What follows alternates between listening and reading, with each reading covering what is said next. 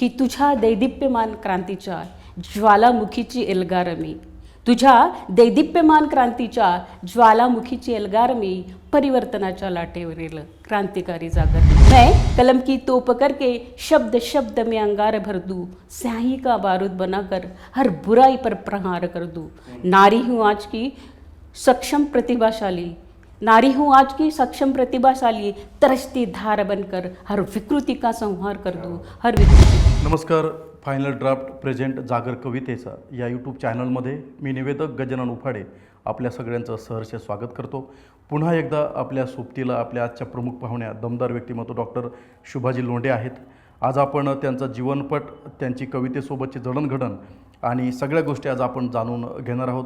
शुभाताई, आपल्या या मंचावर अगदी मनपूर्वक स्वागत आहे। कसं वाटतं आपल्याला इथे येऊन? अगदी छान वाटतंय। खरं म्हणजे सर्वप्रथम मी फायनल ड्राफ्ट प्रेझेंट जागर कवितेचा आपण गजानन उफाडे आणि मॅडम अर्चना मॅडमचे सगळ्यात महत्त्वाचे थँक्यू मानते, कारण त्यांनी मला ही संधी दिली, त्याच्यामुळे तुमचे मनस्वी आभार। नाही, आम्हाला सुद्धा बरं वाटलं तुम्हाला या मंचावर बघून। थँक्यू। बरं, आता तुमचा परिचय सांगा मला आणि कवितेकडे कशा वळालात एक थोडक्यात सांगा नक्की। मी डॉक्टर शुभा प्रशांत लोंढे, पुणे। खरं म्हणजे माझं माहेर नागपूरचं, यवतमाळचं। माझे वडील शिक्षणाधिकारी होते, उपशिक्षणाधिकारी, आई टीचर होते। आम्ही 4 बहिणी 2 भाऊ। घरामध्ये सर्वप्रथम मी त्या महामानवांना सर्वांना नमस्कार करते, विनम्र अभिवादन करते, ज्यांनी या देशासाठी आपल्या दीपस्तंभ होऊन आपल्या देशांसाठी खूप मोठं कार्य, महान कार्य केलं आहे। तथागत भगवान गौतम बुद्ध, डॉक्टर बाबासाहेब आंबेडकर, फुले शाहू आंबेडकर, सगळे, सावित्रीबाई फुले, महात्मा ज्योतिबा फुले, शाहू आंबेडकर, या सर्वांचे विचार अतिशय प्रेरणादायी आणि यांच्याकडून खूप काही घेण्यासारखं आहे। त्या सर्वांना मी सर्वप्रथम विनम्र अभिवादन करते। खरं म्हणजे लहानपणापासून मला घरी माझे वडील स्वतः बाबासाहेबांच्या चळवळीत सक्रिय कार्यकर्ते होते। ते स्वतः असं अतिशय सुंदर भाषण द्यायचे, अग्रलेख लिहायचे, कविता लिहायचे। त्याच कवितेचे मी नंतर बोधिसत्वामध्ये मी रूपांतर केलं होतं। माझी ताईसुद्धा मोठी कविता करायची। ती ज्या पद्धतीने स्टेजवर परफॉर्म करायची त्यावेळेस मला नेहमी वाटायचं की अरे आपल्याला काहीतरी यायला पाहिजे। आणि मला वाटतं थोडासा वारसा आणि वाचन हे सगळ्यांनी मी समृद्ध होत गेले आणि कवितेचा थोडाफार। क्या बात आहे। पहिली कविता आठवते का? म्हणजे कुठल्या पार्श्वभूमीवर तुम्ही लिहिली होती आणि प्रेरणा जी तुमच्या मनात तयार झाली कवितेची, त्याचा काय प्रवास होता? अगदी घरामध्ये मी तुम्हाला म्हटलं त्याप्रमाणे बाबासाहेबांच्या विचारांचा खूप भारी पगडा होता। प्रचंड सुंदर पद्धतीने आमच्याकडे ते पूर्ण कार्यक्रम, एकूणच म्हणजे वडील सांस्कृतिक विभागाचे अधिकारी असल्यामुळे घरामध्ये हार्मोनियमपासून सगळ्या गोष्टी असायच्या।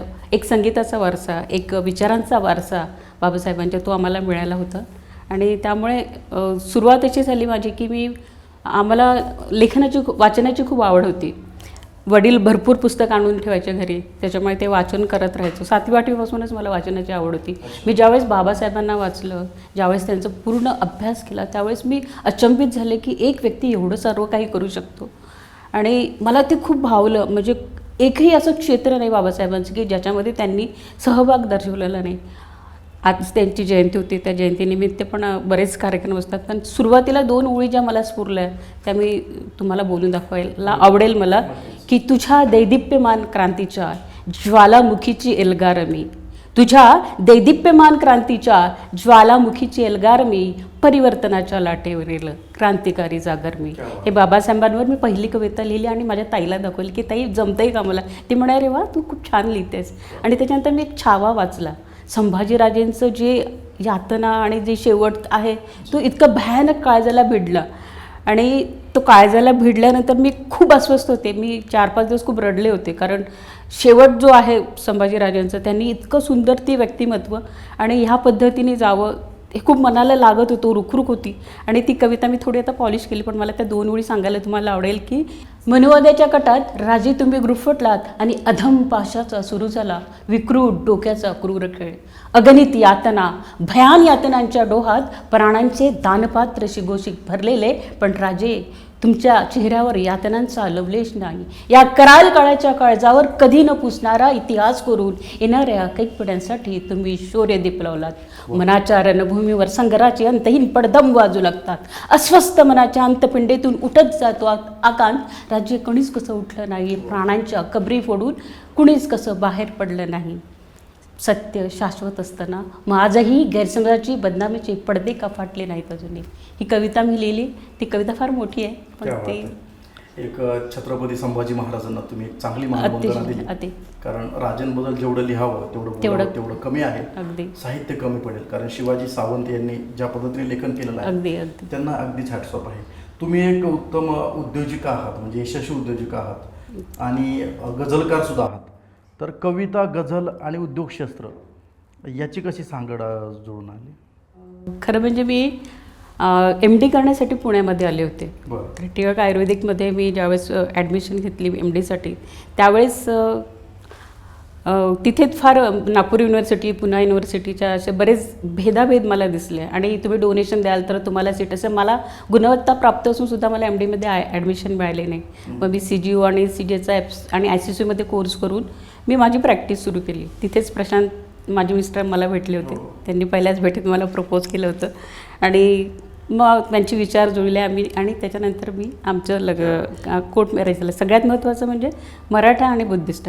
ते मराठा होते, मी बुद्धिस्ट होते. खूप संघर्ष हे करावा लागला मला.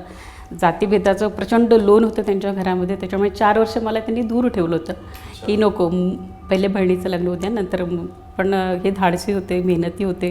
आम्ही त्यांना फक्त एवढं सांगितलं की शून्यातनं आपण सुरुवात करूया, कारण मला तुझ्या घरचं जायचं आहे तर ताठमानेने जायचं आहे आणि मी हुंडा घेणार नाही आणि देणार नाही. सीमा साखरे आणि रुपाताई कुलकर्णीच्या चळवळीत सक्रिय होते नागपूरला. अनिसमध्ये सुद्धा मी कार्यरत केले होते. त्यामुळे माझे काही ब्रीद वाक्य होते तर ते त्यांना पटलं आणि आम्ही अक्षरशः शून्यातनं सुरुवात केली. धायरीला आलो.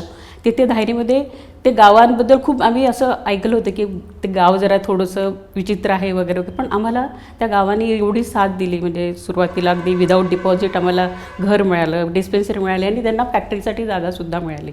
तर आम्ही शून्यातनं तिथनं सर्व संसाराला सुरुवात केली आणि अशा पद्धतीने मी पुण्यात स्थायिक झाले. अच्छा, असं तुमचा देदीप्यमान अगदीच प्रवास आहे, पुण्याच्या संस्कृतीला शोभणारा. आणि तुम्ही आता पुणेमय झाले आहात आणि अगदी चांगल्या प्रकारे तुम्ही साहित्य सेवा सुद्धा करत आहात. तर मला तुम्हाला एक असं विचारायचं आहे की कधी स्वतःला खोटं सांगत कविता लिहिली आहे का? नाही, खोटं सांगून किती दिवस पुरणार आहे ते? खोटं सांगून कविता आणि का लिहावी? आपल्या मनाला जे उत्स्फूर्तपणे येतं ते कागदावर लिहिण्यात मजा असते.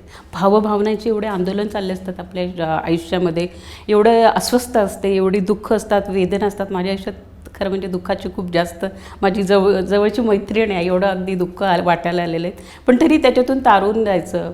बाबासाहेबांची आणि बुद्धाची शिकवण होती, महाकारुण्य मी जाणलं होतं. त्याच्यामुळे या सगळ्या याच्यावर मी एक आशावादी होती आणि प्रेरणावादी होती.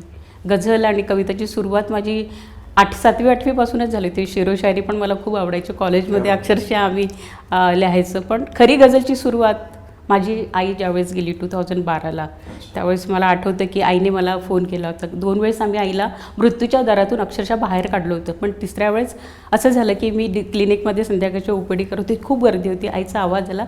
आई म्हणे, अगं मला तुझ्याशी बोलायचं आहे, मला काहीतरी सांगायचं आहे. आणि नेमका फोन आला आणि मी म्हटलं, आई अगं तुझा आवाज येत नाही, मी तुला करते थोड्या वेळाने फोन. आणि ठेवून दिलं फोन. आणि त्याच्यानंतर मी घरी गेले, 11 वगैरे वाजले होते. जेवण वगैरे केलं आणि मी अक्षरशः चक्क विसरले की मी आईशी फोन नाही केला. आणि रात्री 2 वाजता फोन आला की आई गेली. ती खंत, ती वेदना, ती म्हणजे एवढं भयानक होतं ना ते आवरतं ते सगळं, की मी त्याच्यातून बाहेर पडले नाही. 1 महिना मी नुसतं रडत राहिले की मी हे काय केलं. मला आईला मला काहीतरी सांगायचं होतं, बोलायचं होतं आणि मी हे काय करून बसले.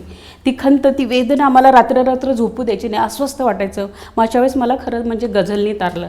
गझलाचं तंत्र, मला कविता थोडंफार जमत होत्या चांगल्या पद्धतीने, पण गझलेचं तंत्र मी त्यावेळेस रात्री ज्यावेळेस मी हे राहायची त्यावेळेस सगळे लगावले. सगळ्या पद्धतीने मीटर, यमक, ते सगळं मी त्याच्यातून बाहेर पडण्याचा प्रयत्न करायचे. कारण मला कुठेतरी गिल्टी वाटायचं की मी आईचा फोन का नाही उचलला.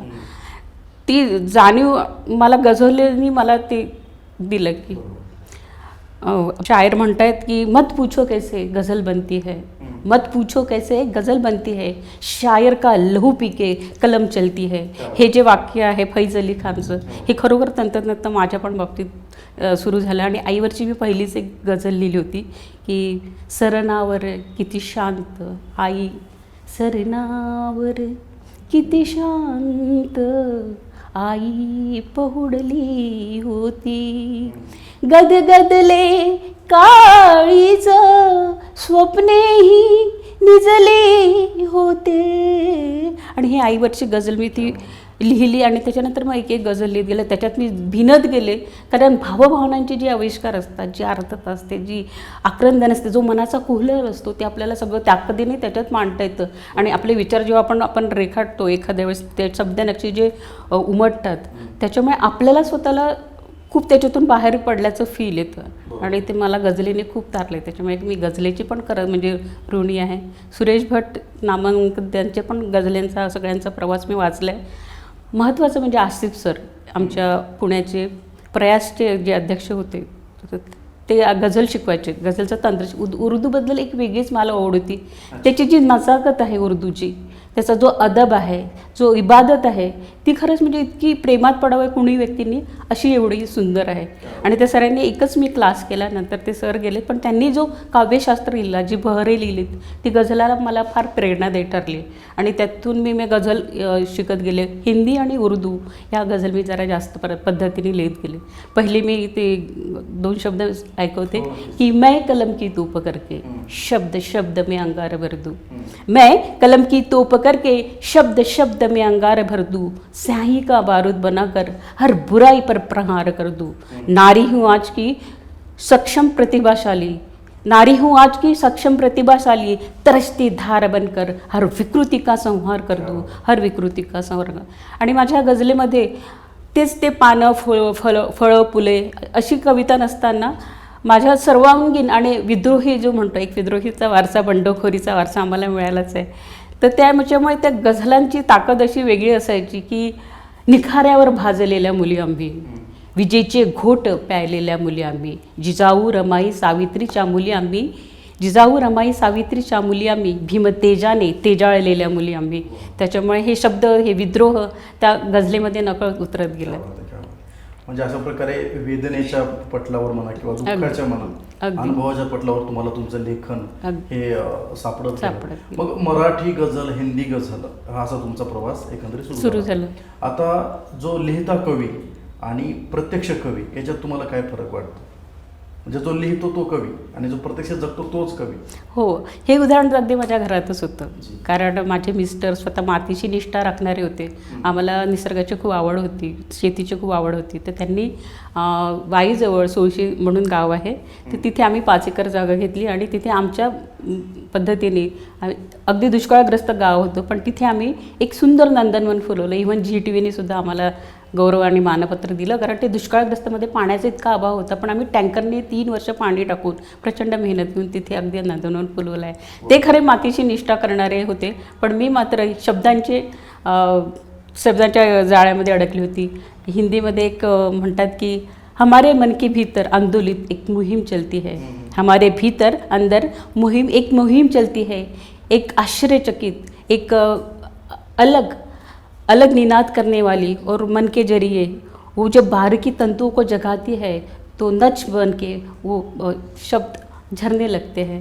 तर कविताची अशा पद्धतीने सुरुवात होते. कविता ही ती जागवते आपल्या अगम्य प्राणांची आस. त्याच्यामुळे कवितानी मला हे केल्यापेक्षा मीच कवितेला आपलंच केलं हे जास्त महत्त्वाचं आहे. आणि गझल पण त्या आयुष्यात माझा एक जगण्याचा भाग होता. तुम्हाला काय वाटतं, कविता ही वास्तवतेपासून फळ काढणारी असते?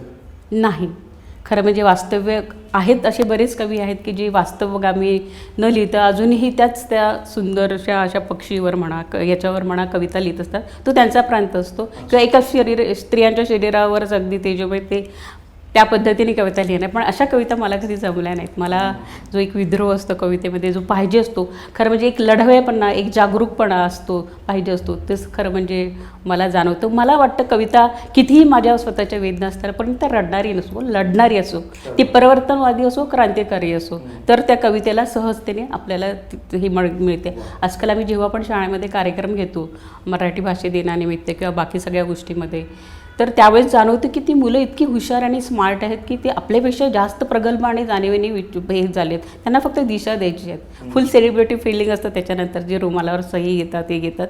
पण ज्यावेळेस आम्ही त्यांना सांगतो त्यावेळेस ते ज्या पद्धतीने ऐकतात, ज्या पद्धतीने घेतात आणि ज्या परिवर्तनाची भाषा बोलू लागतात ही नवीन मुलं, त्यावेळेस खरोखर कौतुक वाटतं. बरं, आता एक वेगळा प्रश्न मी तुम्हाला नक्कीच या ठिकाणी विचारायचा प्रयत्न करेल. मला सांगा, आता म्हणजे मगाशी पण तुम्हाला विचारलं मी की वास्तवातला कवी आणि लिहिता कवी, तसं तुम्ही जर एक समजा साहित्यिका नसता तर तुम्ही कोण असता? म्हणजे स्वतःला कुठल्या जागी तुम्हाला पाहायला आवडलं असतं? मला हे सांगायला खूप आनंद वाटेल की जरी मी साहित्यिक नसेल तर मला डॉक्टरकीचं देण कुठून लाभलं तर सांगते मी की खडकवासल्याला माझे वडील, त्यांची शेती वगैरे होती, तिकडे गेले होते. एकदा आमच्या घराच्या शेजारी एक बाई ब्रीच डिलिव्हरी होती आणि ती अक्षरशः वेदनेने विवळत होती आणि अशा वेळेस कुणीही तिथे डॉक्टर नव्हतं आणि कुणीही मदतीला नव्हतं. पण मी स्वतः तिकडे धावून गेली होती. मी नुकतंच 11वी आणि 12वी होती, त्यावेळेस मी पूर्ण कोर्स पण नव्हता केला. पण मला त्या क्षणी आणि ती बाई सकाळी गेली कारण मूल आडवं असल्यामुळे ती जगूच शकली नाही. बाळ सुखरूप होतं पण आई गेली आणि ती वेदना मला फार होली की नाही, मला व्हायचं तर डॉक्टरच व्हायचं आहे. पण मी जरा खेळांमध्ये आणि ह्याच्याकडे जास्त लक्ष होतं. कॉलेजमध्ये असताना पण वक्तृत्व, बाकी परिसंवाद ह्या सगळ्या गोष्टीमध्ये होतं, त्याच्यामुळे पर्सेंटेज कमी पडले. मी ॲलोपॅथीला न जाता BMS आयुर्वेदिककडे वळले. पण तिथे पण खूप चढाओढ आणि हे होती आणि काहीतरी वेगळं आणि माझ्या विचारांचं जिथे चॅलेंजिंग होतं तिथे विज्ञानसुद्धा म्हणजे खूपदा अशा अनेक समजुती, अनेक प्रथा, अनेक गोष्टी होत्या आयुर्वेदिकमध्ये की ज्याचं संशोधन होणं गरजेचं होतं. ते अजूनही झालेलं नाही आहे. जसं एक नपुंसक विधी म्हणून आहे की मुलाचं मुलीमध्ये रूपांतरित होतो किंवा मुलगा होतो डाव्या नागपुडीतून तुम्ही हे केलं, असं ह्या गोष्टीबद्दल अजून संशोधन झालं नाही. ज्या गोष्टींचं आणि मी सरांशी खूप भरपूर वाद वगैरे केले आहेत कारण त्यावेळेस आपल्याला खूप प्रश्न असतात की असं का तसं का. पण ह्या सर्व गोष्टीचं मी पारख करून नंतर मग हे केलं. नक्कीच. तुमच्यामध्ये अनेक भूमिका तुम्ही जगता, म्हणजे तुम्ही डॉक्टर आहात, उद्योजक आहात, साहित्यिक आहात. तर हे जे तुमचे गुण आहेत सगळे, हे कधी भांडतात तुमच्याशी एखाद्या विषयाला धरून की तुमचं डॉक्टरचं मत वेगळं पडतं किंवा नाही एक साहित्यिक म्हणून हे मत बरोबर आहे, असं कधी? नाही, असं कधीच होणार नाही. कारण काय असतं, एक डॉक्टर म्हटलं की संवेदनशील असतो आणि माझं असं आहे की मी पेशंट लोकांना त्यांच्या मनात काय चाललं आहे ते ट्रीट करत असते. म्हणजे कम्युनिकेशन जास्त ठेवत असते. त्यांना काय आजार हा मला असं म्हणायचं आहे की प्रत्येक व्यक्तीमध्ये 80% ही मानसिक आजार असतो आणि 20% शारीरिक असतं. त्यांच्याशी नुसतं कम्युनिकेट केलं आणि त्यांचे सगळे प्रॉब्लेम जरी आपण सॉल्व्ह केले ते अर्धा औषधाची गरजसुद्धा भासणार नाही. आणि मी गेल्या 26 वर्षापासून हेच करते आणि मला त्याचा अभिमान आहे की मी फार कुणाला जास्त पैसे घेणार नाही किंवा देत नाही आणि व्यवस्थित चांगल्या पद्धतीने त्यांना ट्रीट करते. जेव्हा तुम्ही बघता तुमच्यासमोर एखादा विषय आहे, तुम्हाला एखादं वास्तवावर चित्रण दिसलं किंवा एखादा पेशंट तुम्हाला दिसला, तर तुम्ही त्याच्याकडे डॉक्टर, साहित्यिका वगैरे नजरेने बघता, तेव्हा यातली कुठल्या भूमिकेने त्याकडे जास्त सरसपणे तुम्हाला बघायला आवडतं? एक डॉक्टर म्हणून, साहित्यिका म्हणून तुम्ही त्याच्यावर कसं व्यक्त होता? कधी तुमचा आपसात स्वतःशी आता वाद झालाय का? नाही, वाद झाला नाही. उलट एक साहित्यिक म्हणून संवेदनशील माणूस असतो, भावनिक माणूस असतो, त्याच्यामुळे ते जास्त चांगल्या पद्धतीने असे इतके प्रश्न आहेत ना समाजामध्ये जे सांगू शकत नाही. भांडण होणार नाही पण उलट दोघंही एकमेकांना समजून घेतो. आणि विशेष म्हणजे जादुई स्वरमाचं मला फार वेड लागतं.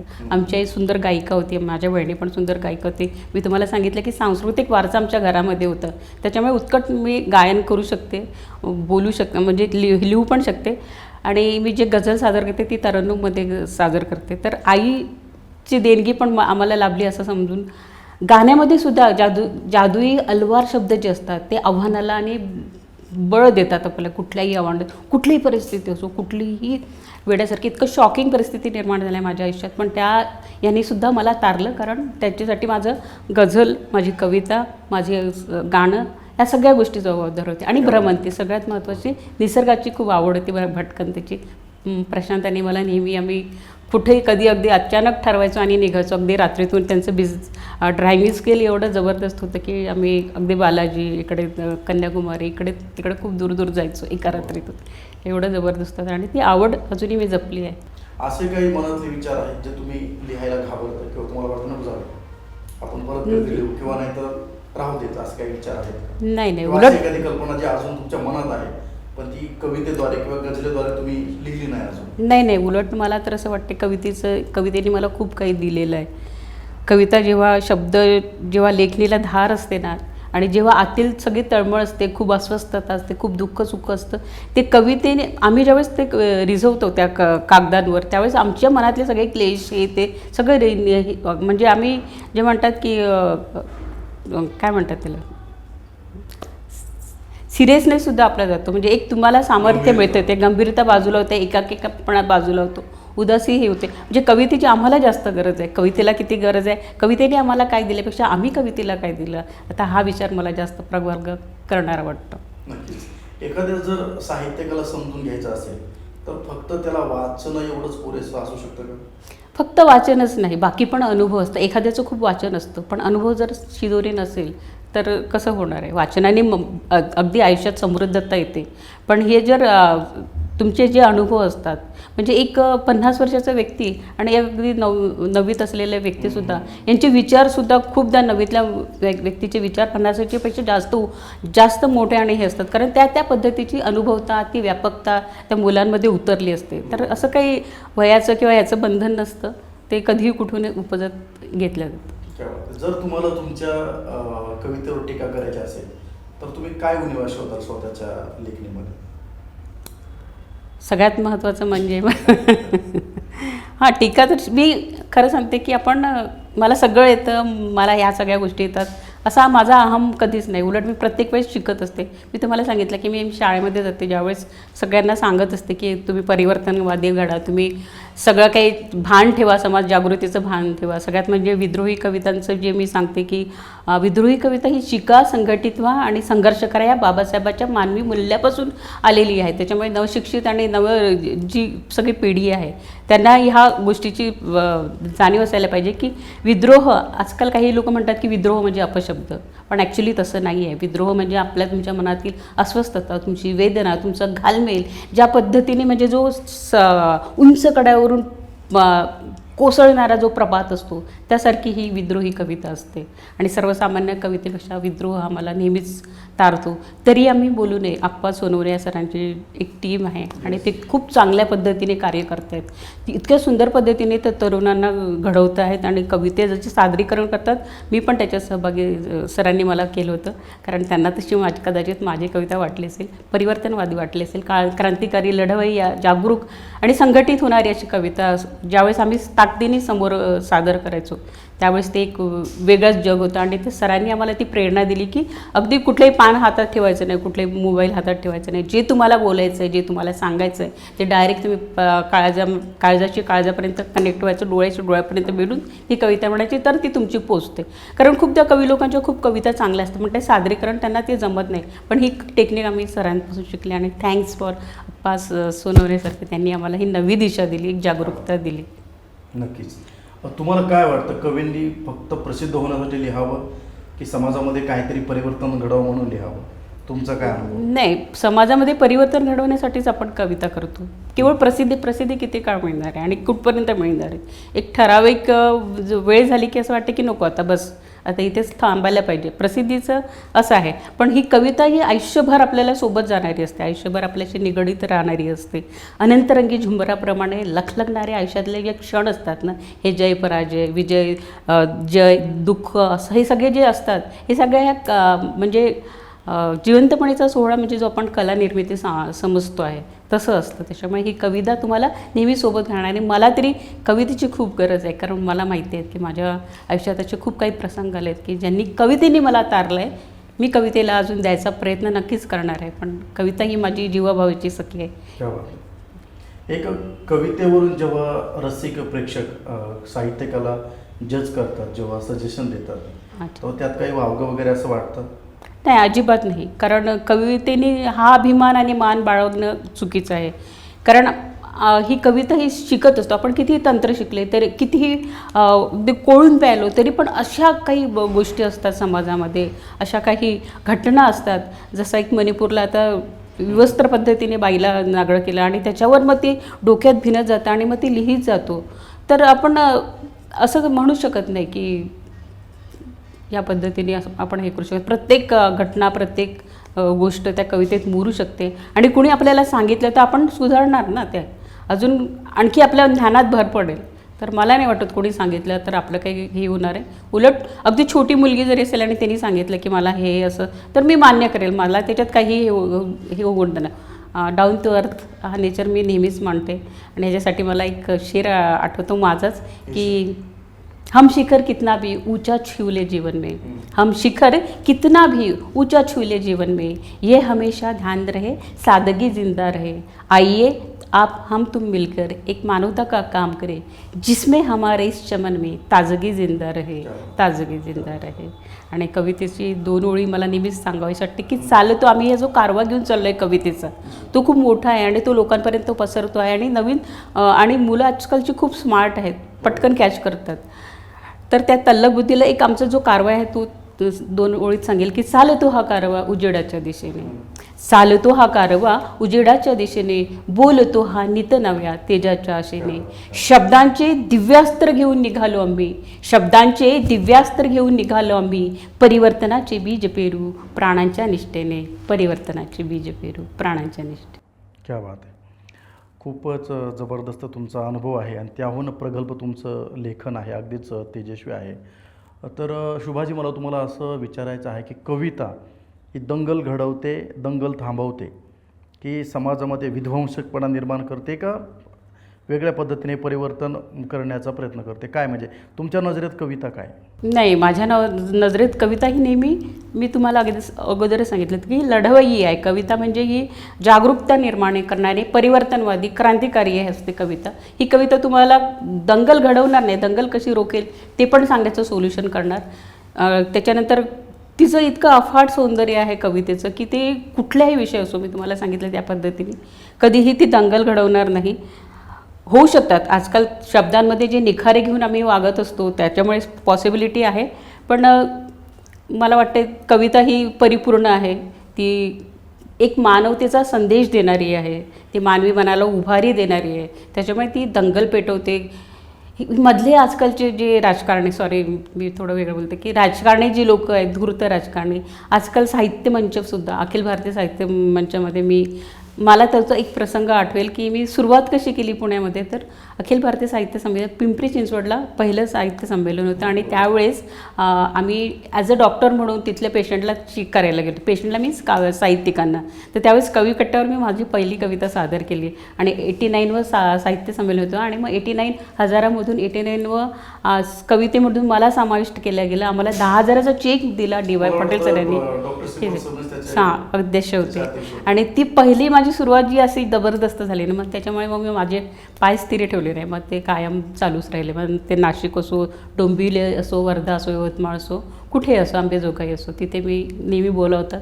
गझलकट्टा आणि कविकट्टा आम्ही अक्षरशः किंवा बोलीकट्टासुद्धा मी सांभाळत असते. आता आपण बघतो की खूप मोठमोठ्या शहरामध्ये, म्हणजे पुणे असेल, मुंबई असेल, दिल्ली असेल, ओपन माईक हा प्रकार आता किंवा स्टँडअप सादरीकरण वगैरे होतं. तर सोशल मीडियापुरतं व्यक्त होणं हे कवित्व, हे काय वाटते व्याख्या? म्हणजे सोशल कॅमेऱ्याच्या पलीकडे आहात की फक्त कॅमेऱ्यापुरते आहात? नाही, कॅमेऱ्याच्या अलीकडे, कॅमेऱ्याच्या पलीकडचं आमचं जगणं असतं. कारण म्हणजे हे असं बंदिस्त नसतंच आमचं. कॅमेरा असो नसो आम्हाला फरक पडत नाही. आम्ही आमच्या हृदयाशी प्रामाणिक असतो. काळजापर्यंत आपण जे काही लिहितो तो थेट लोकांशी संवाद साधणार असतो. त्याच्यामुळे मला नाही वाटत की प्रसिद्धीसाठी आम्ही किंवा हे करत असतो. मीडियाचा जो आहे तो आजकाल खूप छान पद्धतीने व्यक्त होत आहेत मुलं आणि ते पोचायलाही पाहिजे, ते पण फार काळाची गरज आहे. पण त्याच्याही पलीकडे आपलं एक जग असतं जे आपल्याला इथे खरं बोलायला लावतं. त्याच्यामुळे तो भान ते कवित्व जपत असतं. कधी कधी तुम्हाला असं वाटतं का की तुम्ही तुमच्या शब्दांच्या कैदेमध्ये आता अडकलात, आता यातून सुटका नाही? शब्दाच्या कैदेत आहे? नाही, असं तर मला वाटत नाही. खूप छान प्रश्न आहे तुमचा, खरं म्हणजे विचार करायला लावा नाही. पण शब्दाच्या कैदेमध्ये कधी गुरफटलेले नाही आहे मी. माझं बाकी सगळ्या ज्या गोष्टी चाललेल्या असतात आपल्या, म्हणजे माझे मिस्टर गेल्यानंतर 2018ला जेव्हा माझे मिस्टर गेले, अचानक खूप शॉकिंग होतं माझ्यासाठी ते. तर त्यांची ती फॅक्टरी त्यांनी जी उभारलं होतं, त्याच्यानंतर सुप्रा फार्म, माझ्या 2 मुली होत्या, तर त्यांना सर्वांना हाती घेऊन ते त्यांचं कार्य मी समोर हे केलं. मी कधी निराश झाले नाही की आता इथेच आपलं थांबलं आहे आपलं आयुष्य, असं न करता त्यांच्या सगळ्या गोष्टींना उभारी दिली. मी कुठेही थांबलेली नव्हती. मी आशावादी आहे. मी प्रामाणिकपणे खूप मुलींना कवेत घेऊन रडायची, अक्षरशः नातेवाईक लोक कधीही साथ द्यायची नाहीत खरं म्हणजे ह्या गोष्टीमध्ये. पण मी जी. तो भावनिक मी तुमच्या माहितीपटामध्ये असं वाचलं होतं की लहानपणी तुम्ही जाती तिचे चटके फार सहन केले आहेत. अगदी अगदी तर त्याबद्दल काही ताशेरे तुम्ही लेखणीत ओढलेत? हो हो अगदी तुमच्या नक्कीच. लेखणीत ते मुद्दे आलेले आहेत. अगदी अगदी तुम्ही अगदी असे वगैरे मांडले. अगदी अगदी तो काय इतिहासात ज्या काही गोष्टी घडलेल्या आहेत अगदी म्हणजे कुठल्याही गोष्टी असो मग ते श्रीरंगपट्टम किल्ल्यामध्ये ज्या एक इतिहासाची मी काही एक कविता लिहिली होती गद्दार कविता म्हणून. जी. त्याच्यामध्ये श्रीरंगपट्टममध्ये जसं टिपू सुलतानचा फितुरीने घात केलेला होता किंवा नौखालीत भर रस्त्यात माणसे कापले जात असताना जसं गांधींनी काही आवाज काढला नव्हता. जे बरेच काही मुद्दे होते ते सगळे मुद्दे मी मांडण्याचा प्रयत्न करत असते आणि त्याच्यामुळे तुम्ही जे काही लिहिता म्हणजे आता प्रत्येक साहित्यिका तन धनातून लिहित असतो, अगदी तर तुम्ही तुमच्या लिहिण्यावर विश्वास ठेवता? हो म्हणजे हो अगदीच अच्छा. विश्वास असेलच. म्हणजे असं एखादं लेखन आहे की तुम्हाला असं वाटलं की नाही यार आपण चुकीचं लिहिलं, की नाही लिखणार हा? चुकीचं लिहिलं असं नाही वाटत पण त्या ते रोखठोक पद्धतीने ज्या पद्धतीने मी लिहिलं आहे आणि तरी आम्ही बोलवण्याची जी टीम होती मी माझी गद्दार कवितेबद्दल बोलते की ही कविता ज्यावेळेस मी प्रेझेंट करते त्यावेळेस बऱ्याचदा मला धमकी येतात की तुम्ही असं कसं बोलू शकता, असं कसं तुम्ही व्यक्त होऊ शकता, आम्ही तुम्हाला ठेवणार नाही वगैरे किंवा असं बऱ्याच गोष्टी असतात चुकीच्या गोष्टी त्या घडतात त्या पण मी कधी माझी लेखणी थांबवली नाही. विद्रोह मी माझ्या शब्दात अजूनही जागृत ठेवलं आहे, जागृत ठेवत राहणार आहे, जोपासणार आहे. त्याच्यासाठी मी थांबणार नाही. भले मग मला तर खूपदा असं वाटतं की छानपैकी स्टेजवर असं कविता सादर करत असताना जरी माझा मृत्यू आला तरी मी छान वाटेल मला की उगाच ते हॉस्पिटलमध्ये जाऊन किंवा हे करण्यापेक्षा मला कवितांनी जी स्फुरण दिलं जी ताकद दिली त्याच्यामुळे जर मी स्टेजवर सुद्धा मला कोणी गोळ्या जरी घातल्या तरी मला आवडेल पण मी माझी कविता ज्या पद्धतीने लिहावी प्रवाहित करावी त्या पद्धतीने सोडणार एवढं नाही. क्या बात आहे. या लेखणीचा दैनंदिनीवर कसा परिणाम होतो तुमच्या? हो अगदीच. इव्हन माझ्या मुली पण त्या सर्वात प्रथम तर माझ्या मुलीच माझ्या ऊर्जा आणि प्रेरणास्थान आहेत. त्या जेव्हा कविता वाचतात त्यावेळेस मुली विचारतात मॉम्स तू हे कसं काय धाडसाने एवढं बोलतेस, त्याला भीती वाटत नाही का की ह्याच्यामुळे काय होईल तुला ते कळत नाही आहे का? इव्हन माझ्या बहिणी पण मला सांगतात की थोडं सांभाळून बोलत जा कारण आजकालचं वातावरण पाहिजे तसं पोषक नाही आहे, पूरक नाही आहे. प्रत्येकामी पद्धतीने बोललं तर कधी काय होईल सांगता येत नाही. पण मी निर्भीडतेने वावरत असते, जे होईल ते होईल. फक्त मी माझ्या मुलींना तेवढं सांभाळत असते. त्यांच्यासाठी मी थोडं माझा आता धारदारपणा जो सुरुवातीला होता तो थोडा कमी झाला असं नाही म्हणणार, तो चालूच आहे, तो काही कधी बंद होणार नाही. बरोबर. आता तुम्ही ज्या प्रकारे लिहिता म्हणजे तुम्ही सगळे विषय हाताळता, तर तुम्हाला ज्या प्रकारे वाचकांच्या कमेंट्स येतात तुम्ही त्याबद्दल लेखणीमध्ये बदल घडवता की तुम्हाला वाटतं नाही मी जो ट्रॅक पकडला तोच योग्य आहे? हां बरेच सूचना असतात. काही चांगल्या सूचना असेल तर अगदी स्वागतार्हच आहे. पण ज्या मला पटत नसतील तर त्या मी घेणार नाही. की मला कोणी सांगितलं की नाही तुझ्या गझलेमध्ये तू छान तरन्नुममध्ये सादर करते पण तू थोडं विशारद व्हायला पाहिजे, अजून थोडंसं ते आलाप हे ते करायचं तर मी नक्कीच ते ॲक्सेप्ट करेन. पण मग तुम्हाला सांगितलं की नाही नाही तू अशा पद्धतीने लिहू नको, तू ह्यांच्या जीवनावर लिहू नको. तू इव्हन मी माझ्या सगळ्या कविता सगळ्या इव्हन आपल्या ज्या कामगार असो वेश्या जीवन असो किंवा कुठलीच असो स्त्री सगळ्या स्त्रियांवर मी लेखन केलेलं आहे आणि त्या लेखनावर मुलींनासुद्धा असं उभारी देण्याचं काम करते. पहिली तर कविता ज्यावेळेस मी सादर केली होती मुलींसमोर त्यावेळेस तेच म्हणाले होते की मम्मी या कवितेत एवढी ताकद आहे ना की कुणीही त्या ताकदीने म्हणजे भारावून जाईल. आम्ही तरी भारवलेलं आहे कारण मी त्या कवितेमध्ये असं लिहिलं होतं की तू उंच घे भरारी निर्भीड हो करारी, तू उंच घे भरारी निर्भीड हो करारी, पायात वीज आता तू बांध नागपोरी, तू परिवर्तनाची थार गाजव शब्द तलवार, तू परिवर्तनाची धार गाजव शब्द तलवार, तू क्रांती बीज आता पेर नागपोरी, तू वसुंधरा या युगाची, तू युगंधरा या जगाची, तळपती वीज सावित्रीची,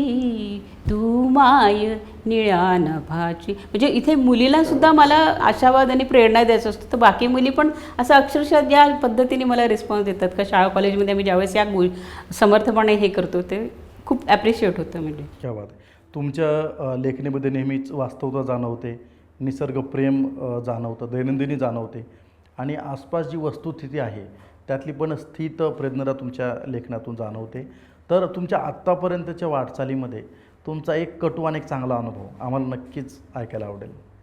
कटू अनुभव असा की ज्यावेळेस मी सुरुवातीला इकडे आले होते पुण्याला, त्यावेळेस असं ग्रुप असायचे बरेच, प्रस्थापितांचे काही ग्रुप्स असायचे आणि त्यामध्ये असं काय म्हणतात ना, असं जातीभेदाचे असे चटके जाणवायला लागले मला. कारण एक ठराविक ग्रुप असेल, एक ठराविक आडनाव असेल तर तुम्हाला त्या ग्रुपमध्ये घेतलं जायचं आणि हे अशी अशी लोकं असतील, एक ठराविक आडनावाची लोकं असेल तर त्यांना बाहेर काढलं जायचं. तुमच्यामध्ये किती प्रतिभा असो, काही असो, त्यांना त्या पद्धतीने वगळलं जायचं. सर्वात प्रथम मी ज्यावेळेस मग अखिल भारतीयमध्ये सुरुवात केली, त्याच्यानंतर एल्गार ग्रुप होता महेंद्र गायकवाड सरांचं, साहित्य म्हणून विनोद अष्टुलांचं होतं, त्यांच्यामध्ये मग आम्ही समाविष्ट झालो. त्यांच्यामध्ये आम्ही आमचा ग्रुप तयार केला आणि आमच्या ग्रुपमध्ये आम्ही सर्वांना, अगदी प्रस्थापित म्हणून कोणी होणं, सर्वांना आम्ही त्यांच्यात हे केलं. आम्ही त्याच्यात कधी भेदभाव केले नाही.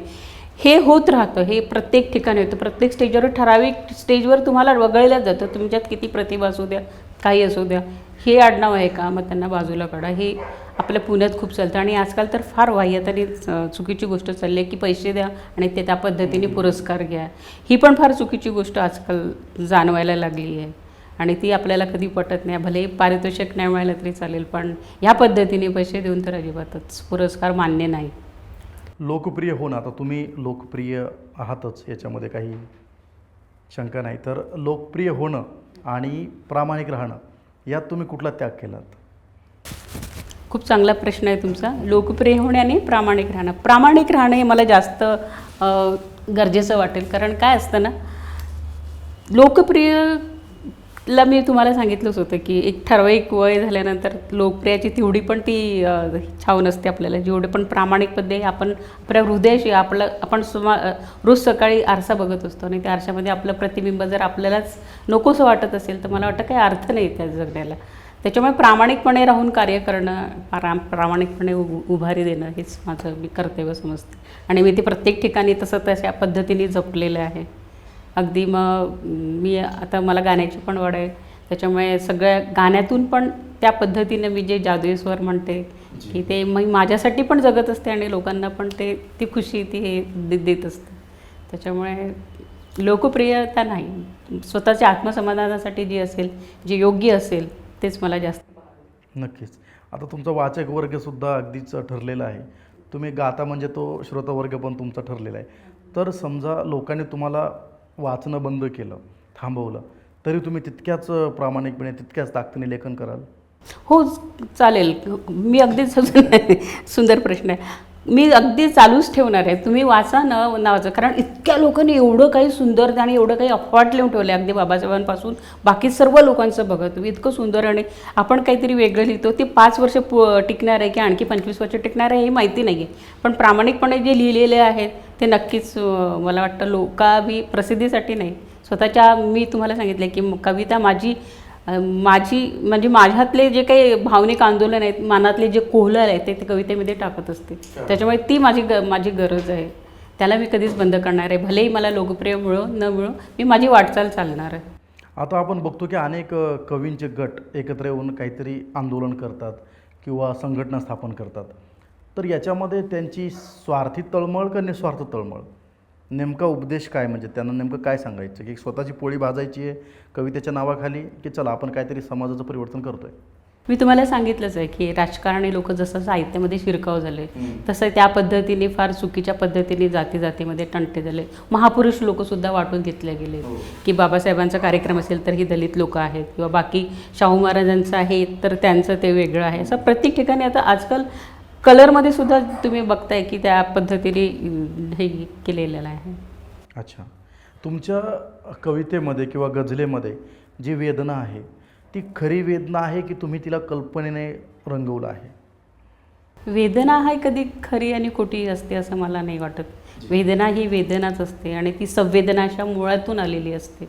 ती खूप गांभीर्याने घेतली जात असते. कारण मी तुम्हाला सांगितलं, आई गेल्यानंतर जी खंत होती माझ्या मनात, जी वेदना असते ती, आणि त्याच्यानंतर मिस्टर गेले. एकाच वर्षी मला 2 शॉकिंग माझं हे झालं. माझा भाऊ पण गेला एप्रिलला आणि डिसेंबरला, ऐन दिवाळीच्या दिवशी माझे मिस्टर पण गेले. तर ह्या ज्या वेदना, ह्या ज्या आर्तता असतात ती खूप त्या लेखणीमध्ये उतरत असते. तर मला नाही वाटत असं की आत्ता या क्षेत्रामध्ये अनेक स्त्री साहित्यिकासुद्धा आता म्हणजे लिहित आहेत. तर तुम्ही तुमच्या अनुभवाच्या कसवरून त्यांना काय द्याल, म्हणजे संदेश काय द्याल, की त्यांनी कशाप्रकारे लेखन किंवा त्यांनी या क्षेत्रामध्ये यायला हवं की नको, पाऊल ठेवायला हवं की नको? अगदी कुठल्याही वर्गाने पाऊल ठेवायलाच हवं. नवीन म्हणते त्या नवोदित लोकांनी पण यायलाच पाहिजे. आणि मी म्हटलं कवितेत अशी एक ताकद असते, एक अशी लढवय्य असणारी कविता असते. रडणारी नको, ती लढणारी आणि परिवर्तनवादीच असायला हवी. त्यांचं स्वागतच आहे. त्या पद्धतीने समाजभान ठेवून वास्तववादी जर कविता करत असतील तर त्यांचं स्वागतच असतं. आता तुमचं वजूद आणि मला वाटतं उजेडाचं क्षितिज असं एक तुमचा काव्यसंग्रह आता म्हणजे प्रकाशनाच्या मार्गावर आहे. तर त्याचं काय सस्पेन्स, म्हणजे कुठले विषय तुम्ही हाताळले आहेत? उजेडाच्या क्षितिजमध्ये मी खरं म्हणजे माझं 2018लाच कविता संग्रह काढण्याचा विचार होता. पण झालं असं की मिस्टर अचानक गेले, त्याच्यामुळे खूप जबाबदारी आली आणि त्या जबाबदारी पार करता करता मी माझं ते बाजूला ठेवलं. पण मला एक आनंदाची गोष्ट सांगायला आवडेल की माझ्या वडिलांचं बोधिसत्व हा काव्यसंग्रह मी प्रसिद्ध केला त्यांच्या वाढदिवसाच्या दिवशी, त्यांना सरप्राईज देऊन.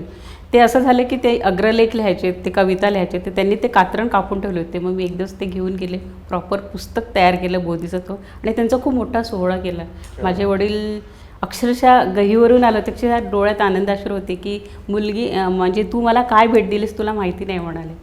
तर त्यांचं मी प्रकाशन केलं कवितांच्या संग्रहाचं, पण मी माझं अजून नाही केलं, करू शकले. पण आता मी ह्या गोष्टी नक्कीच घेणार आहे की नाही मला प्रकाशित करायचं आहे वजूद आणि उजेडाची क्षितिज.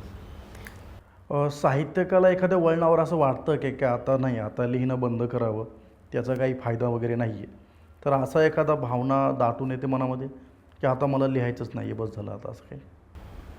नाही, असं माझ्या बाबतीत तरी होत नाही. असं काही लोकांबद्दल असं रिटायरमेंट वगैरे घेतल्या जाते की आता कशाला वाचायचं किंवा काय चला.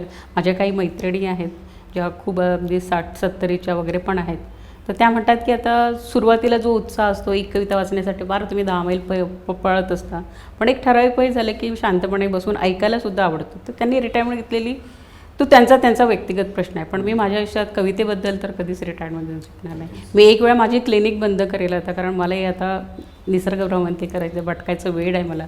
ते जोपर्यंत माझे हातपाय व्यवस्थित आहे तोपर्यंत मी करणार आहे. त्या निसर्गामध्ये जी आपल्याला दुःख क्षमवण्याची ताकद असते ती निसर्ग मला नेहमीच देत असतो. त्याच्यामुळे ते एक मी करणार आहे. पण कविता कधी बंद होणार नाहीत आणि हा असा प्रांत आहे माझ्या आयुष्यातला की तो पूर्ण मला व्यापून टाकलेला आहे. त्याच्यामुळे नाही. क्या बात. अगदीच. एक ऐकून लिहिणारा साहित्यिक वर्ग आता फार वाढत आहे आणि वाचून घडणारा साहित्यिक, तर यामध्ये तुम्हाला एक जबरदस्त 2 टोकाच्या 2 बाजू, तर कुठल्या बाजूवर जास्त म्हणजे तुम्हाला व्यक्त व्हायला आवडेल, की ऐकून सादर करणारा की वाचून सादर करणारा? म्हणजे इथं वाचनसुद्धा महत्त्वाचं आहे, जे हल्ली फार कमी झालं आहे. ऐकून आणि वाचून असं म्हणताय ना तुम्ही? तर हां, ऐकून म्हणजे सपोज आता मी अगदी तुमचं ह्यांचं नाव दिलं तर हृदयमानव ज्या पद्धतीने साजरी करतात, त्यांचं ते ऐकणं म्हणजे सुद्धा एक फार मोठी पर्वणी असते लोकांना. ज्या पद्धतीने तो व्यक्ती काम करतो हृदयमानव, त्या पद्धतीने खरोखरच म्हणजे ते ऐकूनसुद्धा लोक त्या पद्धतीने तयार होतील त्यांच्या तालमीत. एवढं त्यांचं भन्नाट त्यांचं विचारांची जोड आहे. आणि तरी आम्ही बोलण्याची अशी टीम आहे आमची की सगळं परिवर्तनवादी आणि सगळं क्रांतिकारी विद्रोही कवी आहेत आणि ज्या कवितांना फार वेगळेपणाने जपलेलं आहे. तर हे ऐकूनसुद्धा परिवर्तन होऊ शकतं. अगदी लोक 2-2 वाजेपर्यंत 4-4 वाजेपर्यंतसुद्धा ऐकतात. पण ते तुम्ही जे म्हणतायत की वाचून, तर हां, वाचून तर अजून समृद्धताच येणार असते ना. तर मग तो पर्याय हे नाही होत आपल्याला. नक्कीच. तर म्हणजे अजून एक महत्त्वाचा असा प्रश्न होता की आपण तुकारामांचा सुद्धा विद्रोह वाचलेला आहे आणि नामदेवजींचा सुद्धा आपण विद्रोह वाचलेला आहे. तर तुमच्या नजरेत विद्रोह काय? विद्रोह म्हणजे मी तुम्हाला सर्वात पहिले सांगितलं की बाबासाहेबांनी शिका, संघटित व्हा आणि लढा हा जो महामंत्र दिला आहे, त्या महामंत्रांना पूरक जे नवयुवगामी आहेत, जे नवबौद्ध आहेत, जी नवीन पिढी आहे, ती पिढी या महामंत्राचा जप करून जे आशायुगामी आहे, म्हणजे एक प्रपात जो असतो, मी तुम्हाला जसं सांगितलं की कडेवरून धबधबता एक जो प्रवाह असतो, ती म्हणजे विद्रोह असते. ती विद्रोह जागरूक असते, लढवय्यी असते, निर्भीड असते, क्रांतिकारी असते, परिवर्तनवादी असते.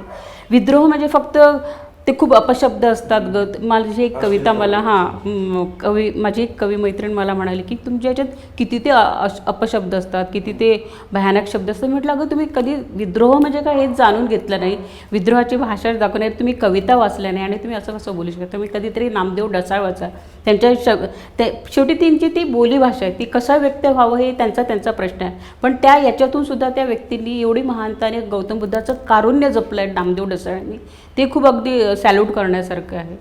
तुम्हाला ती अगदी त्या पद्धतीने सुद्धा मांडता आलं तर ते तुम्ही मांडा. आणि मला वाटतं हे आत्मचरित्र जे भरपूर लोकांनी आम्हाला दिलं आहे, दया पवार म्हणा, गंगाधर पानतावने म्हणा किंवा यशवंत मनोहर म्हणा, त्यांचं तर फार उच्च कोटीचं वाचन आणि बाकी सगळ्या गोष्टी आहे की ते थक्क व्हायला होतं. तर पुरस्कार मिळणं म्हणजे तुम्हाला असं वाटतं की पुरस्कार भेटला म्हणजे कविता पूर्ण झाली किंवा त्या कवीचा प्रवास हा पूर्ण झाला, हे तुम्हाला वाटतं का? आणि याच्यामध्येच अजून एक असं मला तुम्हाला विचारायचं आहे की पुरस्कार मिळाल्यानंतर तुमच्या लेखणीमध्ये काही बदल वगैरे झाला का? हां, पुरस्कार मिळाल्यानंतर आपल्याला एक जबाबदारी असते, ती जबाबदारी वाढते. कारण मला GPA-तर्फे एक सामाजिक आरोग्य आणि साहित्यिक म्हणून उत्तुंग भरारे आणि अग्निशिखा म्हणून पारितोषिक मिळालं होतं. एल्गारतर्फे मला स्त्री सावित्रीबाई फुलेंचा राष्ट्रीय पुरस्कार मिळाला. या पुरस्काराने आपली जबाबदारी वाढते. आपण जे समाजाला देणं लागतं ते अजून जास्त चांगल्या पद्धतीने आपण आपल्या कविता त्या पद्धतीने प्रभावीपणे हे करू शकतो. जबाबदारी ही नक्कीच वाढते तुमची. आणि मी त्याच्यामध्ये अजून एक तुम्हाला विचारलं होतं की पुरस्कार म्हणजे पूर्णत्व का? कवीचं पूर्णत्व म्हणजे पुरस्कार नाही, असं पुरस्कार म्हणजे पूर्णत्व असं असतं तर मी ज्या आपल्या कविता संग्रहांना पुरस्कार मिळतात किंवा ज्या पद्धतीने आजकाल पुरस्कार मिळतात त्या पद्धतीने तर असं वाटतं की नको, माझ्या कवितेला नाही पुरस्कार मिळाला तरी चालेल, किंवा मी माझ्या 5 कविता चांगल्या पद्धतीने मी मीडियावर सुद्धा टाकेल, असं पॉसिबल वाटत नाही. क्या बात. म्हणजे आपल्याला एखादा विशेष सन्मान मिळतो साहित्यकारांना, तर तो सन्मान मिळाल्यानंतर त्याच्यावर हुरळून न जाता म्हणजे फक्त तोच आनंद त्याच्यामध्ये न रमता त्या परिघातून बाहेर पडून त्यांनी त्याचं वास्तवादी लेखन सुरू ठेवायला पाहिजे. हो, अगदी सुरू ठेवायलाच पाहिजे. कारण प्रश्न हे इतके ज्वलंत आहेत, एकापेक्षा एक दरवेळेस काही ना काही वेगळं घडत असतं. पूर्वी जे कमी वाटायचं आपल्याला प्रकरण, बरेच जातीभेद म्हणा, बाकी सगळ्या गोष्टी म्हणा, जे वाटायचं ते अजून आजकाल जास्त प्रक्षोभक व्हायला लागलं. जास्त जातीभेद, वर्ण, संप्रदाय हे राजकारणामुळे अजून म्हणजे कुरघोडी करायला लागल्या समाजातल्या प्रत्येक प्रश्नावर. नक्कीच. तुम्ही कधी खोट्या भावनांना शब्द दिलेत योगीचा? भावना ह्या खोट्या असतात त्याच्याबद्दल भावना ह्या कधीच खोट्या नसतात. भावना शेवटी आंदोलिक असतात, त्या अस्वस्थ करणाऱ्या असतात, त्या शांत असतात, त्या खामोश म्हणजे काय म्हणतात त्याला, निशब्द करणारे असतात. त्याच्यामुळे भावना खोट्या नसू शकतात. आणि खोट्या भावना किती काळ तुम्ही सादर करणार आहेत, त्या कुठे ना कधी कुणाला तरी कॅच होणारच असतात. छान वाटलं अगदीच. म्हणजे तुम्हाला प्रश्न विचारताना जसे मला एकदम मजा आली असं म्हणतो मी, तसं तुमचे उत्तर ऐकताना सुद्धा आम्हाला खूप काही शिकायला भेटलं, काहीतरी नवीन भेटलं. कारण आणि हे तुमचे अनुभव आम्ही नक्कीच आमच्या या पॉडकास्टच्या कुंचल्यामध्ये भरून ठेवू की इथं जे कोणी दिग्गज येतील त्यांनासुद्धा ते नक्की आम्ही ऐकू. तर जाता जाता शुभाजी, तुमची एखादी गझल रसिक मायबापांसाठी हिंदी किंवा मराठी जे तुमची आवडते असेल, गाऊन किंवा बोलून तुम्ही सादर करा. आम्ही नेपाळला जे असेंब्लीमध्ये आम्हाला बोलवलं गेलं होतं की बहुभाषीय कवी संमेलन, पुण्याचं प्रातिनिधित्व मी केलं होतं. आणि 36 म्हणजे पूर्ण प्रांतातून ती लोक आली होती आणि त्या कवितेचं 36 भाषेमध्ये रूपांतर झालं होतं. आणि ती माझी जी गझल आहे ती गझल सर्वांना इतकी आवडली होती की त्यांनी स्टँडिंग ओवेशन दिलं होतं, कारण ती तशी वास्तव्यात होती. ते एक गझलचा एक मतलान एक शेर घेते की कभी हैवान लगते हैं, सामाजिक खींचते नीति मूल्य और दिन ब दिन गिरता राजनीतिक चेहरा. इसके उपरांत ये गज़ल है कि कभी हैवान लगते हैं, कभी शैतान लगते हैं, यहाँ इंसान अब लेकिन कहाँ इंसान लगते हैं, दिखाकर आंकड़े झूठे करे वादे चुनावी जो, दिखाकर आंकड़े झूठे करे वादे चुनावी जो, मुझे नेता यहाँ सारे बेईमान लगते हैं, मुझे नेता यहाँ सारे बेईमान लगते हैं, बनाए साधुओं का फेस बाबा जो चमत्कारी. आता सध्या खरात प्रकरण गाजते. बनाए साधुओं का भेस बाबा जो चमत्कारी, अगर पर्दा हटाया तो, अगर पर्दा हटाया तो वही शैतान लगते हैं. आणि शेवटचं एक की वतन की सरहदों पे जो लगाते जान की बाजी, वतन के सरहदों पे जो लगाए जान की बाजी, वही जीनत शोभा, वही जीनत तिरंगे की, वतन की शान लगते हैं, वही जीनत तिरंगे की, वतन की शान लगते हैं. कभी हैवान लगते हैं, कभी शैतान लगते हैं, यहाँ इंसान अब लेकिन कहाँ इंसान लगते हैं. तर खरंच खूप मजा आली आज तुमच्याशी बोलताना, तुमच्याकडून खूप काही जाणून घेताना. तर फक्त तुम्हाला मला एवढं विचारायचं आहे की आमचं हे जे फायनल ड्राफ्ट प्रेझेंट जागर कवितेचं यूट्यूब चॅनल आहे, इथे येऊन आपल्याला कसं वाटलं? म्हणजे नक्कीच, म्हणजे मला आल्याबरोबरच खूप कौतुक वाटतं की तुम्ही ज्या पद्धतीने जागर कवितेचं करताय आणि ज्या नवीन नवीन प्रांतातील सर्व कवितांना बोलवून तुम्ही त्या पद्धतीने प्रत्येकाकडनं जी एक मोठी शिदोरी घेत आहे, ती सगळ्यात पहिले तर तुमचं कौतुक आहे की तुम्ही ज्या पद्धतीने नवोदित लोकांना, बाकी सर्व दिग्गज लोकांनाही बोलवत आहे. तर तुमच्यामध्ये जो जुनून आहे ना, तो खरंच खूप वाखावण्यासारखा आहे. त्या जुनूसाठी मी माझे 2 ओळी तर नक्कीच सांगेल. आवडला अगदी. तर मला 2 ओळी ऐकून तुमच्यासाठी स्पेशली की जीत के लिए जुनून चाहिए, जीत के लिए जुनून चाहिए, आत्मविश्वास रोगों में खूब चाहेंगे, ये आसमां भी आएगा ज़मीं पर, ये आसमां भी आएगा ज़मीं पर, बस इरादों में जीत की गूंज चाहिए, बस इरादों में जीत की गूंज चाहिए. आणि ते जुनून तुमच्यामध्ये दिसला आणि तुम्ही ज्या पद्धतीने जागर करते, सावित्री आईने ज्या पद्धतीने शिक्षणाचा जागर केला त्या पद्धतीने कवितेचा जागर करते. तर तुम्हाला मनस्वी आभार आणि खूप खूप शुभेच्छा पुढच्या वाटचालीसाठी. तर ह्या होत्या डॉक्टर शुभाजी लोंढे. आज आपण त्यांचे अभ्यासपूर्ण उत्तरं आपण ऐकली आणि त्यांचा कवितेपलीकडचा अभ्यास ऐकला. त्या एक उत्तम लेखिका तर आहेतच, एक उत्तम उद्योजिका आहेत आणि त्या चांगल्या चिकित्सिकासुद्धा आहेत. त्यांच्या विविध अनुभवांची शिंपले आज त्यांनी आपल्या सगळ्यांना अगदी चिंब करून टाकलेलं आहे. तर नक्कीच मॅडमजी, तुम्हाला तुमच्या भविष्यातील अशा अनेक कार्यक्रमासाठी आमच्याकडून खूप साऱ्या शुभेच्छा. आणि नक्कीच ही आपली मैफिल आणि ही मुलाखत फायनल ड्राफ्ट जागर कवितेचा नक्कीच यादगार राहील आणि लक्षात ठेवेल. पुन्हा भेटूया एका नव्या दमदार पाहुण्यांसोबत. तोपर्यंत धन्यवाद. थँक्यू.